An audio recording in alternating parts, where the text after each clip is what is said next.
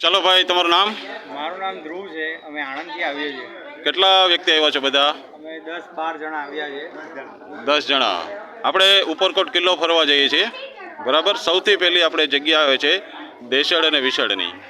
ત્યાંથી આપણે આગળ ગયા સીધા પથ્થરની ખાઈ. ત્યાંથી આપણે આગળ ગયા નીલમ અને માણેક નામની બે તોપ.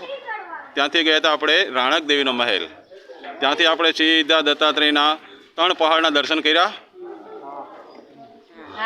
હા, 3 પ્રસાદ દર્શન કરી આપણે. ત્યાંથી આગળ ગયા ભગવાન બુદ્ધની ગુફા, અને ત્યાંથી આપણે સીધા ગયા અડી કડીની વાવ. જોઈ તમે? હા. ત્યાંથી આપણે આગળ ગયા નવઘણ કૂવો. નવઘણ કૂવાથી આગળ આપણે આવ્યા એટલે અનાજના કોઠા.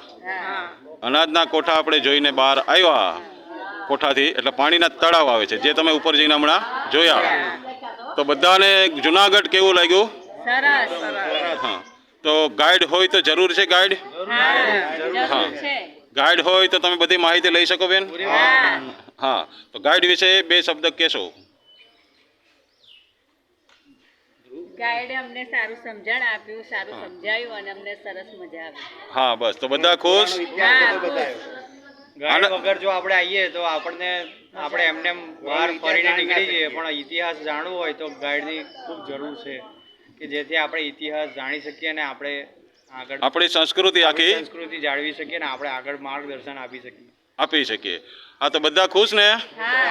ઓકે, થેન્ક યુ બધાને.